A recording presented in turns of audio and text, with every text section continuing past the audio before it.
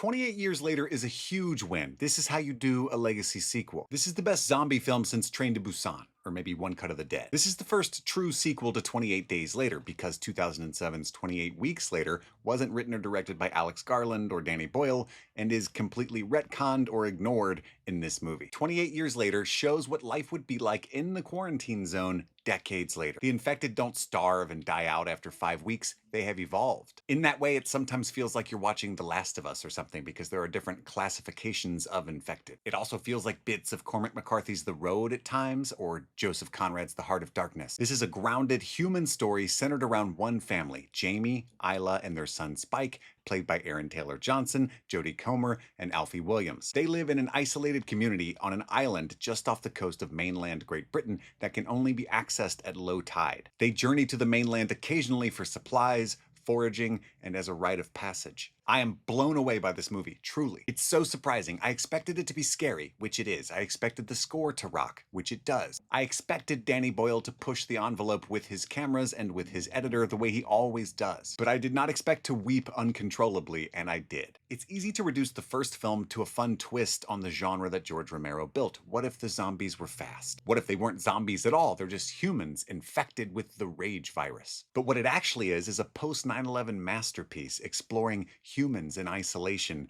seeing everyone else as others, focusing only on their own needs, being obsessed with survival, and succumbing to, yes, rage. If you remember, the worst villains in that movie were not infected, they were just humans. 28 Years Later builds on that idea, acutely aware that everyone now watching this has survived a global pandemic. It plays with your expectations of who the villain is once again, and ultimately asks the question, what if no one is? What if we're all just doing the best that we can and failing miserably? It discusses the inevitability of death, yes, and love, but also explores masculinity and indoctrination and militarization. I will warn you, if you're excited for this movie, a lot of people around me in the theater were scoffing and sighing and getting up to go to the bathroom and get snacks like 6 times, but they were also on their phones and talking the entire time, so that might have affected their immersion. It's scary, tense, funny, emotional, and Ralph Fiennes delivers one of the most surprising performances of his career. That man is a genius. I'm over the moon about how big and exciting they've made this world, and I'm so excited that they're making at least 2 more movies in this franchise. One of the best movies of the year, easily.